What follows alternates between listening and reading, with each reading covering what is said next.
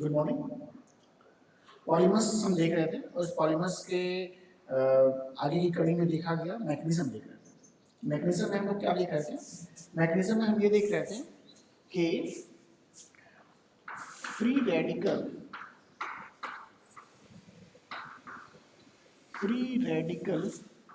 Addition polymerisation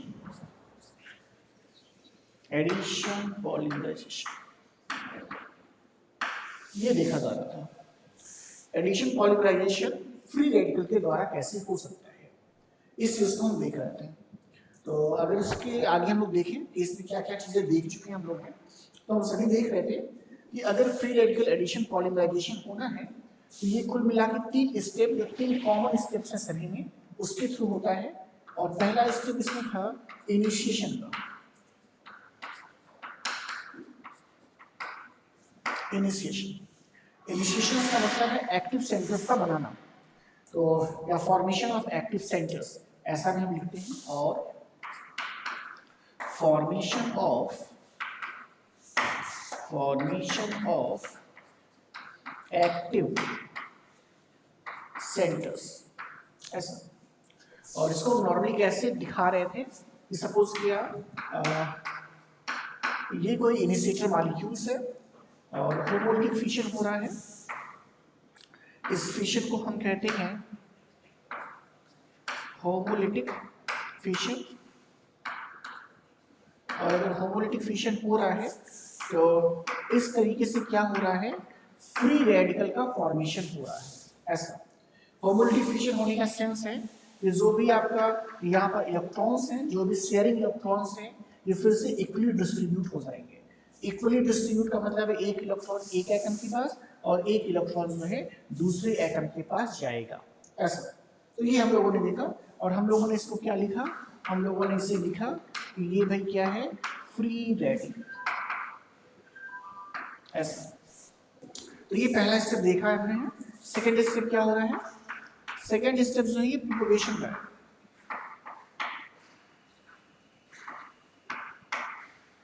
ऐसा यानी इसमें क्या होगा, चेन की लेंथनिंग होती है, चेन की लंबाई बढ़ाई जाती है। और होता क्या है कि जो फ्री रेडिकल है ये किसी मोनोमर मॉलिक्यूल के साथ अटैच्ड है। सपोज करिए ए है ऐसा फ्री रेडिकल और हमारे पास कोई मोनोमर मॉलिक्यूल है, सपोज करिए ऐसे इस तरीके का, सॉरी कुछ इस तरीके का क्या है, मोनोमर मॉलिक्यूल है। तो आप क्या देखेंगे कि ये जो फ्री रेडिकल है ये एक कार्बन के साथ अटैच हो जाएगा। और क्या आपको दिखाई देगा, आपको ये दिखाई देगा कि अगले स्टेप में आप क्या देखोगे, अगले स्टेप में आप देखोगे कि ये जो है इस कार्बन के साथ बॉन्ड बना लेगा ऐसा। अब यहाँ पर क्या हो रहा है, ये बॉन्ड टूट रहा है। ये बॉन्ड जब टूटेगा तो क्या होगा, एक एक इलेक्ट्रॉन जो है ऐसे भी दिखा रहे हैं, ऐसे दिखा रहे हैं। ये बॉन्ड अगर टूटेगा तो एक इलेक्ट्रॉन इसके पास आ जाएगा और एक इलेक्ट्रॉन इसके पास आ जाएगा। तो यहाँ से बॉन्ड हटा देते हैं ऐसे। और ये इलेक्ट्रॉन मिलकर के एक बॉन्ड बना लेगा और जो फ्री रेडिकल का जो इलेक्ट्रॉन्स जो है वो इस कार्बन पर रह जाएगा। यानी कहने का मतलब है कैसा आपको दिखाई देगा, कुछ ऐसा दिखाई देगा। तो इस तरीके से पहले स्टेप पे क्या हो रहा है, पहले स्टेप पे जो आपका फ्री रेडिकल है वो फ्री रेडिकल जो है मोनोमर मॉलिक्यूल के साथ अटैच हो रहा है। ओके, यानी पाई बॉन्ड की ब्रेकिंग हो रही है और कुछ ऐसा बन रहा है। और अगले स्टेप में क्या होगा, अगले स्टेप में अब जो है इससे दूसरा कोई मोनोमर का जो मॉलिक्यूल है आकर के अटैच हो जाएगा। तो दूसरा जो मोनोमर होगा कैसे अटैच होगा, तो उसको भी देखा जा सकता था। हम लोग उसको भी देख सकते हैं किस तरीके से। तो सपोज करिए ए है, CH2 है, CH है एंड X इस फॉर्म में है ये। और हमको अटैच करना है एक दूसरे मोनोमर को। तो CH2 है, CH एंड X सपोज करिए ऐसे। और हमने इस पाई बॉन्ड को तोड़ दिया है, हटा दिया है। और पाई बॉन्ड को जब हमने हटाया है तो एक एक इलेक्ट्रॉन जो है दोनों कार्बन पर इक्वली डिस्ट्रीब्यूट कर रखा है। ओके, होमोलिटिक फिशन को दिखाया हमने। और फिर क्या होगा, फिर आप क्या कर सकते हैं, ये और ये जो होंगे एक बॉन्ड का फॉर्मेशन कर लेंगे इस इलेक्ट्रॉन्स की शेयरिंग से।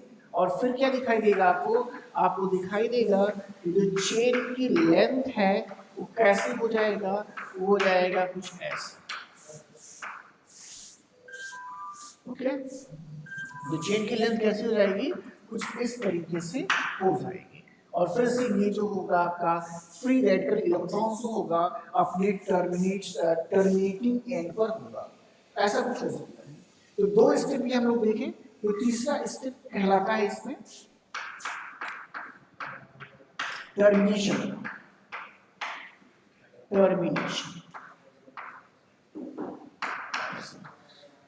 अब प्रोपगेशन की जो प्रोपगेशन वाला स्टेप है, इससे आप चेन की लंबाई जितनी आपको आवश्यकता है उसके हिसाब से आप बढ़ा घटा सकते हो। अब जब पूरी की पूरी आपकी पॉलीमर बन चुका है, अब क्या होगा, प्रोसेस को टर्मिनेट करना होगा या प्रोसेस को खत्म करना होगा। तो ऐसे में क्या होता है, ऐसे में आप क्या कर सकते हो, जो फ्री रेडिकल मॉलिक्यूल्स हैं उनको आप दूसरे एंड पर एडप्ट कर सकते हो, या इस तरह के जो मॉलिक्यूल्स हैं ये जिनके पास क्या हो, फ्री रेडिकल्स हो, उनको उस छोर से भी आप एडप्ट कर सकते हो। उस तरीके से आप क्या दिखा सकते हो, टर्मिनेशन की प्रोसेस को दिखा सकते हो। जैसे कि हम करके दिखा देते हैं आपको, है कैसे हो सकता है। समझ क्या, A CH2 CH CH2 CH and X। और सपोज करिए क्या बना है, ये भी कहीं बना हुआ है, तो आप ऐड अप कैसे कर सकते हो, CH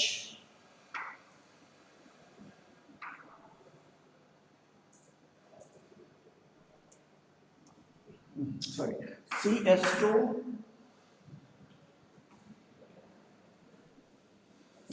आप ऐड अप कर सकते हो, या तो आप ऐड अप कर दो CHX CH2A इस तरीके से। और जब ये इलेक्ट्रॉन्स इसके साथ फिर से बॉन्ड बना लेगा तो देखेंगे टर्मिनेटिंग पोजीशंस पर आपके पास फ्री रेडिकल्स नहीं होंगे, यानी अब क्या होगा, ये जो प्रोसेस ही स्टॉप हो जाएगा। यानी कहने का मतलब है A CH2 CH CH2 CH CH then X CH2 and कुछ ऐसे। तो ये टर्मिनेशन की प्रोसेस आपकी हो जाएगी। तो इस तरीके से हम क्या देख रहे हैं, ये फ्री रेडिकल मैकेनिज्म है एडिशन पॉलीमराइजेशन का। इसमें फिर आगे कुछ देखते हैं, कुछ क्लासिफिकेशंस की प्रोसेस को देखना पड़ेगा। कुछ क्लासिफिकेशंस इसमें दिए गए हैं, किस तरीके से पॉलीमर्स को अलग अलग कैटेगरीज में डिवाइड किया गया है, उसे हम देखने जा रहे हैं। तो जो नेक्स्ट टॉपिक होगा that is a classification.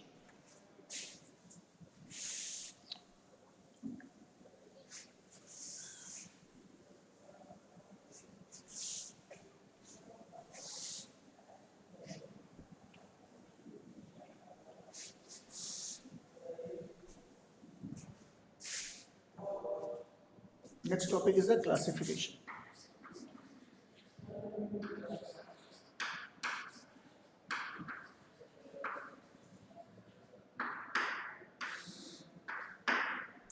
Classification अलग अलग पैरामीटर्स तक किए जा रहे हैं, अलग अलग चीजों को ध्यान में रख करके की जा रही है। जैसे पहला क्लासिफिकेशन है on the basis of chemical structure. First is the पहला क्लासिफिकेशन पॉलीमर का है on the basis of chemical structure. यानी केमिकल स्ट्रक्चर के बेसिस पर हम कैसे इसको अलग अलग भाग में डिवाइड कर सकते हैं, कैसे अलग अलग पॉलीमर्स को बताया जा सकता है। जैसे एग्जांपल आपको दे रहे पहले एग्जांपल देख लीजिए, आप उससे आसानी से समझ सकते हैं। हम दो एग्जांपल देंगे, example number 1 and 2।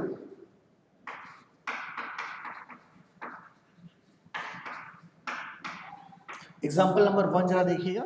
Example number 1 अगर हम दिखाएं आपको, तो देखिए कैसा है, देखिए कुछ ऐसा।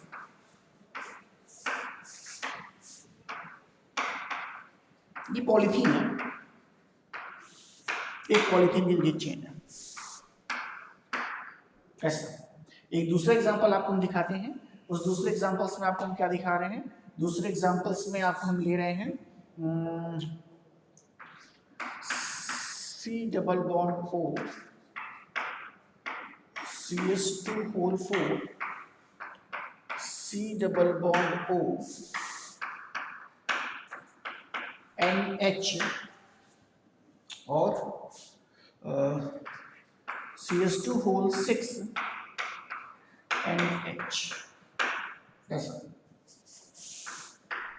फिर C double bond O CH2 whole 4 C double bond O NH CH2 two whole 6 NH। देखिए ये दो एग्जांपल्स हमारे पास हैं। ऐसे दो एग्जांपल्स हमने बना के रखे हैं। दोनों में फर्क आपको क्या दिखाई देगा?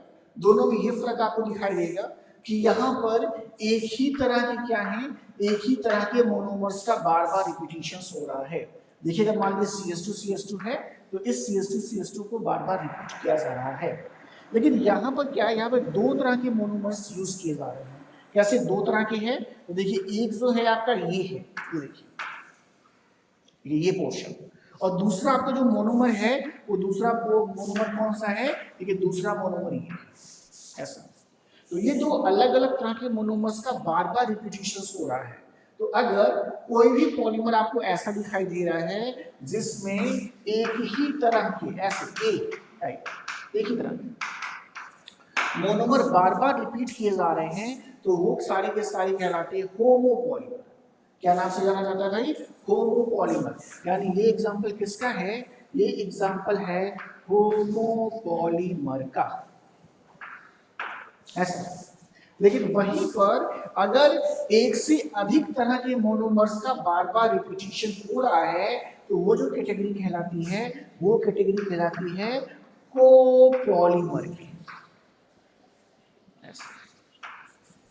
ठीक है, तो होमोपॉलीमर एंड कोपॉलीमर। तो on the basis of chemical structure polymer can be divided into two categories. Number 1 is a homopolymer and number 2 is a copolymer. Homopolymer कहने का क्या सेंस है? होमोपॉलीमर्स कहने का ये सेंस है कि if a polymer consist of identical structure, identical monomer, if a polymer consist of, लिख दे रहे हैं, if a polymer consists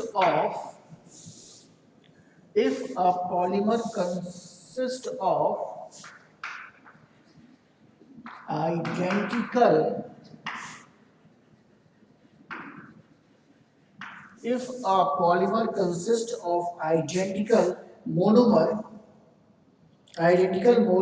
the polymer is termed as homopolymer. Identical monomer, comma, the polymer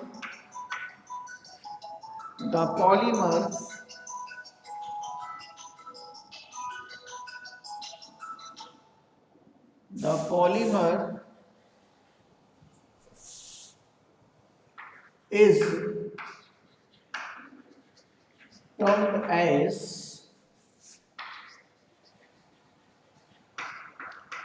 homopolymer.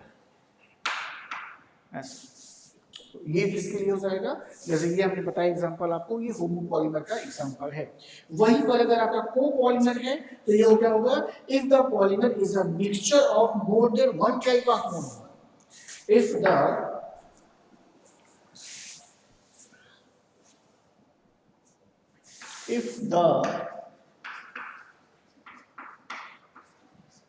if the polymer is a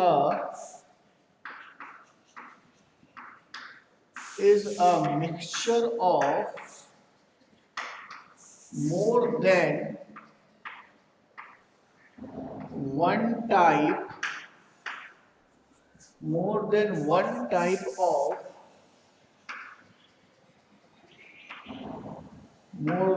type of monomer, comma, it is called as क्या कहलाएगा भाई? It is called as copolymer. बस हो गया, it is called as copolymer. जैसे भाई एक से अधिक टाइप के मोनोमर का मिक्सचर है, जैसे देखिए एक मोनोमर ये देखिए, एक से अधिक टाइप का मिक्सचर है तो ये आपका कोपॉलीमर है। ये क्या है? नॉन 6 है। तो नॉन 6 जो है किसका एग्जांपल है? कोपॉलीमर का एग्जांपल है। इस तरीके से आप बहुत अच्छे से समझ सकते हैं कि कौन सा आपका होमोपॉलीमर कहलाएगा और कौन सा आपका कोपॉलीमर कहलाएगा। आगे देखते हैं इसमें।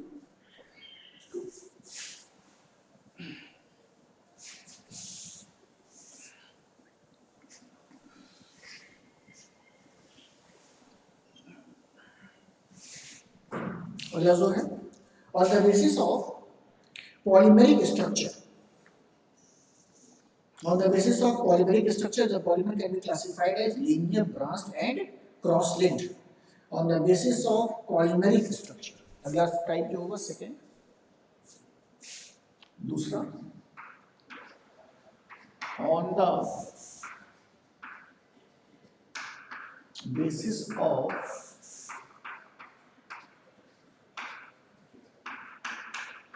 polymeric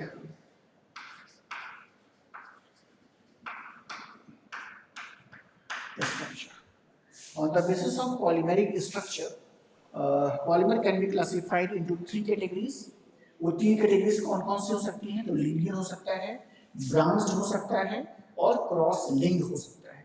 तो ये 3 अलग अलग कैटेगरीज आपको देखने को मिलेंगी। लीनियर का मतलब होगा एक लंबी श्रृंखला के फॉर्म में है, ब्रांच का मतलब है कुछ ब्रांचिंग पाई जाएंगी, और क्रॉस लिंक का मतलब है कि दो से अधिक श्रृंखलाएं आपस में क्या होंगी? जुड़ी होंगी। एक श्रृंखला दूसरे से, दूसरा तीसरे से, इस तरह से क्या होगी? क्रॉस लिंकिंग स्ट्रक्चर का फॉर्मेशन करते होंगे। तो 3 तरीके के हैं बताया जा रहा है। Number 1 2 3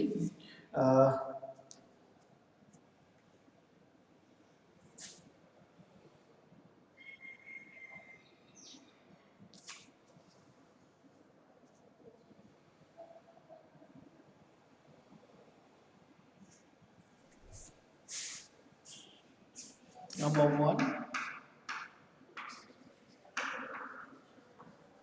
linear polymer, number 2 cross linked polymer, and number 3 branch कर रहे हैं, क्रॉस के लास्ट में कर रहे हैं, ब्रांच करने से branch polymer, number 3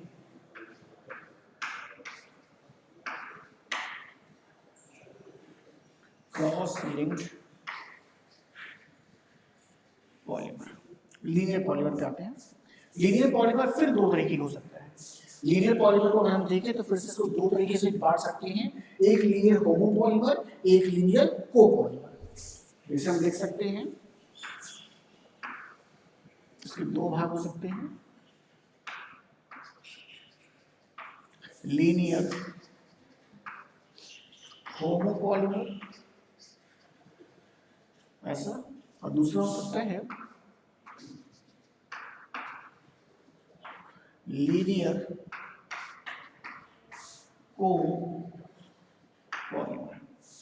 linear homopolymer कहने का मतलब है, होमो वर्ड है मतलब एक ही तरह का होगा, तो मतलब जैसे ए मोनोमर है, ए ऐसे लीनियर स्ट्रक्चर, इस तरीके का स्ट्रक्चर आपको देखने को मिलेगा ऐसा। और वहीं पर लीनियर कोपॉलीमर होगा तो एक से अधिक तरह का क्या होगा? मोनोमर होगा। यानी कहने का मतलब है ए होगा, बी होगा, ए देन बी ऐसा। तो आपको कुछ इस तरीके का देखने को मिलेगा। ऐसे सभी भी क्या होंगे? ऐसे लीनियर एंड कोपॉलीमर के साथ होगा। जैसे ब्रांच पॉलीमर होगा तो ब्रांच होमोपॉलीमर होगा। इसमें फिर से अगर इसको हम डिवाइड करेंगे तो ये हो जाएगा फिर से ब्रांच, क्या हो जाएगा? होमोपॉलीमर हो जाएगा, ब्रांच होमोपॉलीमर हो जाएगा ऐसा। और साथ ही साथ क्या हो जाएगा? ब्रांच कोपॉलीमर भी हो जाएगा। दूसरा क्या हो जाएगा? ब्रांच को पॉलीमर भी हो जाएगा ऐसे। अब ब्रांच होमोपॉलीमर को पॉलीमर का क्या मतलब है? इसका ये मतलब है कि ब्रांच होमोपॉलीमर कैसा आपको दिखाई देगा, बिल्कुल वैसा ही, लेकिन कहीं जगह जगह पर आपको क्या दिखाई देगा, ब्रांचिंग दिखाई देगा। देखिए ऐसे मान लीजिए,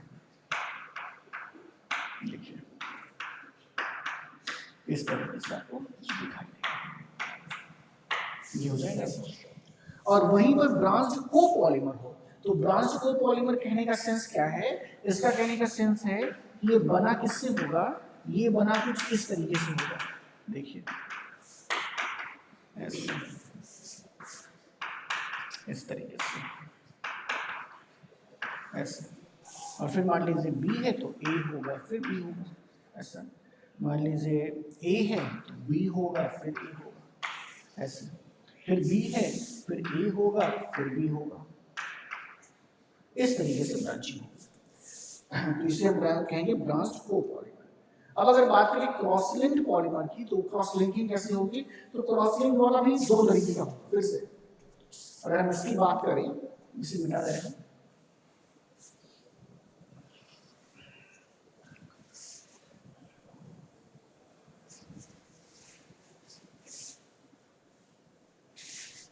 अगर हम बात करें इसकी, तो ये खुद भी फिर दो तरीके का होगा। अगर हम बात करें क्रॉस लिंक की,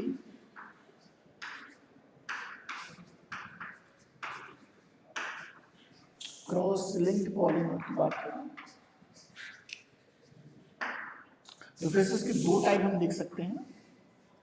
कौन कौन से दो टाइप देख सकते हैं? तो cross linked homopolymer, cross linked homopolymer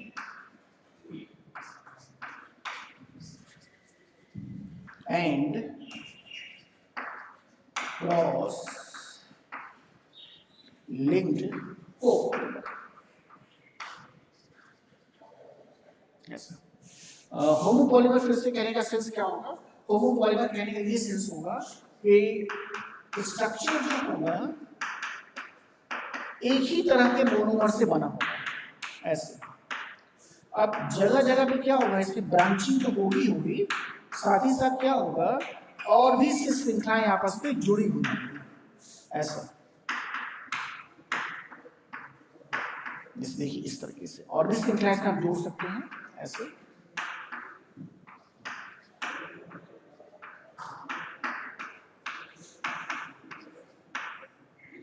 आगे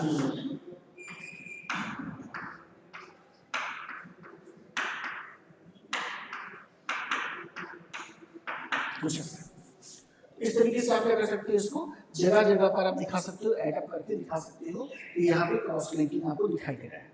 तो ये एग्जांपल किसका होगा? ये एग्जांपल आपका होगा क्रॉस लिंक्ड होमोपॉलीमर का।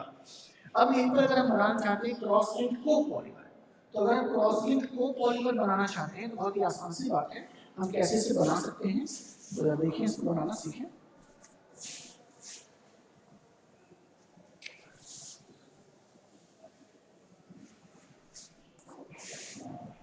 अगर हमें क्रॉस लिंक्ड कोपॉलीमर बनाना है तो दो तरह की फिर से मोनोमर हमें लेने होंगे। देखिए हम दो तरह के मोनोमर ले रहे हैं, ऐसे। और अब इसको फिर ऐड अप करिए आप, देखिए बी से ऐड कर लिया, ये बी और ए से ऐड कर लिया, ऐसा। अब और भी ऐड कर लीजिए, ये ए हो गया, ये ए हो गया, ये बी हो गया, ऐसे। ये बी हो गया, ये ए हो गया, और ये फिर ए हो गया, और ये फिर बी हो गया, ऐसे। फिर ये ए हो गया, फिर ये बी हो गया, ऐसे। इस तरीके से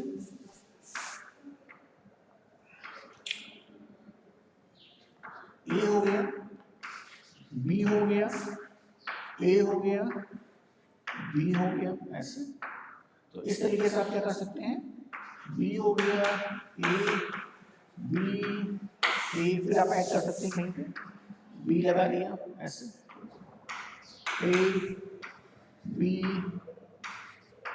बी लगेगा, कुछ गड़बड़ हो गया क्या? हाँ, नहीं गड़बड़, ये ए होगा, ये बी होगा, और ये बी होगा, और ये आसान है बनाना, बहुत ही आसान सी बात है कि किस तरीके से हम इसको डिवाइड कर सकते हैं और किस तरह से सर्वे के लिए एक छोटा सा डायग्राम बना सकते हैं। तो ये एग्जांपल किसका है? ये एग्जांपल है क्रॉस लिंक्ड कोपॉलीमर का एग्जांपल। तो ये दूसरी कैटेगरी है क्लासिफिकेशन की जो यहाँ पे कंप्लीट हो रही है। तीसरी कैटेगरी देखते हैं, तीसरी कैटेगरी क्या है? तीसरी कैटेगरी है arrangement of monomer. On the basis of arrangement of monomer, depending on the arrangement of monomer in the case of copolymer, the polymer divided into block and graft. Okay, block polymer. अच्छा,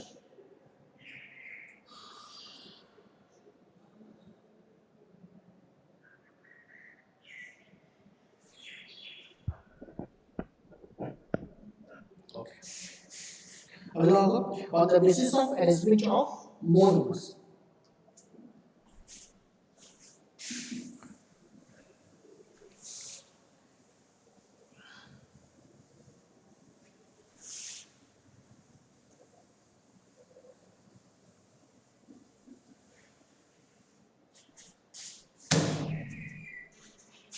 अगला classification है on the basis of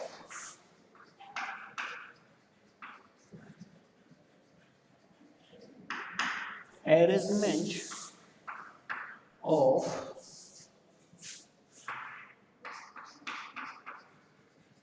monomers. Monomers के arrangement के हिसाब से हम polymer को दो भाग में डिवाइड कर सकते हैं। तो polymer can be divided into two categories. Number 1 block polymer,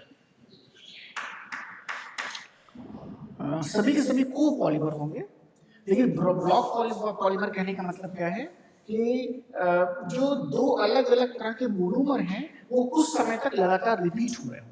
ये सपोज कर लीजिए कि कोई कोपॉलीमर है, suppose if a copolymer is made up of A and B type of monomer। तो अगर ये ब्लॉक पॉलीमर होगा तो उसमें क्या होगा, आपको दिखाई देगा कि जो A का रिपीटिशन है वो कुछ समय तक रहेगा और फिर क्या होगा, B का रिपीटिशन होगा ऐसा, फिर एक रेगुलर इंटरवल के बाद फिर A आएगा ऐसा, फिर रेगुलर इंटरवल के बाद फिर ऐसे B आ सकता, तो आपको ऐसा देखने को मिलेगा। यानी इस तरीके का अगर आपको दिखाई दे रहा है तो वो कंसीडर किया जाएगा ब्लॉक पॉलीमर्स में। इसे ब्लॉक को पॉलीमर भी कह सकते हैं क्योंकि को पॉलीमर का एग्जांपल्स है हमेशा, तो ब्लॉक को पॉलीमर के नाम से भी आप इसे लिख सकते हैं। दूसरा जो होगा, इसका जो दूसरा होगा वो होगा ग्राफ्ट को पॉलीमर के नाम से जाना जाएगा, GRAFT, ग्राफ्ट को पॉलीमर। तो ग्राफ्ट को पॉलीमर्स को हम कैसे दिखा सकते हैं? सेकंड इसका जो होगा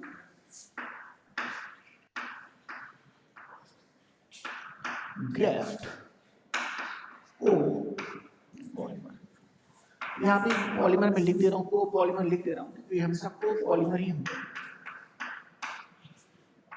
ये ज्यादा अच्छा होगा ऐसा। अच्छा, इसमें क्या होगा, फिर से सपोज करिए कि कोई आपका को पॉलीमर ए और बी मोनोमर से बना हुआ है, तो अब जब ग्राफ्ट पॉलीमर को पॉलीमर बनेगा तो उसमें क्या होगा, उसमें ये होगा कि इसका जो बैकबोन होगा वो एक तरह के किसी भी मोनोमर से होगा और जो ब्रांचिंग होगी ये किसी दूसरे मोनोमर से होगा। सपोज कर लेते हैं, सपोज करते ए और बी है, तो होगा क्या, इसका जो बैकबोन है वो सपोज करिए इस तरीके से बना हुआ है ऐसे ऐसे, तो अब इसकी जो ब्रांचिंग होगी वो कोई अलग तरह के, कैसे भाई, ऐसे देखिए इस तरीके से आपको अलग तरह के मोनोमर से मिलकर के बना हुआ हो। इस तरीके से आपको अलग अलग दिखाई देगा कि लॉन्ग चेन किसी दूसरे का होगा, ब्रांचिंग किसी दूसरे का होगा मोनोमर का, तो इसको हम कंसीडर करेंगे ग्राफ्ट को पॉलीमर्स में। तो इस तरीके से ब्लॉक को पॉलीमर हो सकता है और ग्राफ्ट को पॉलीमर हो सकता है। तो ये दो अलग अलग इसकी कैटेगरीज आपको देखने को मिलेंगे। तो ये दोनों को पॉलीमर के एग्जांपल्स हैं। इसी तरह हम क्लासिफिकेशंस में और भी बेसिस हो सकते हैं कि किन किन बेसिसों पर हम इसे देख सकते हैं। अगला जो बेसिस हो सकता है कि ये जो आपके साइड चेन्स लग रहे हैं इनका अरेंजमेंट कैसा है। तो arrangement of the side chain की यानी टेक्निसिटी के अनुसार भी हम देख सकते हैं कैसे इसको डिवाइड किया जा सकता है। तो ऐसे कई डिवीजन्स हैं, ऐसे कई क्लासिफिकेशंस हैं जिनके बेसिस पर हम पॉलीमर को अलग अलग नामों से जानते हैं। तो हमें ये कंसीडर हमें ध्यान में रखना होगा कि अगर ग्राफ को पॉलीमर कह रहा है तो उसका क्या मतलब है, ब्लॉक को पॉलीमर कह रहा है तो उसका क्या मतलब है, एंड होमो एंड को का क्या मतलब है। तो ये सारी इंपॉर्टेंट चीजें हैं, बेसिक चीजें हैं जिसे हमें ध्यान में रखना होता है पॉलीमर को पढ़ने से पहले। कुछ क्लासिफिकेशन अभी छूट रहे हैं, उस क्लासिफिकेशन को हम अगले टर्म पर देखेंगे। Okay, thank you.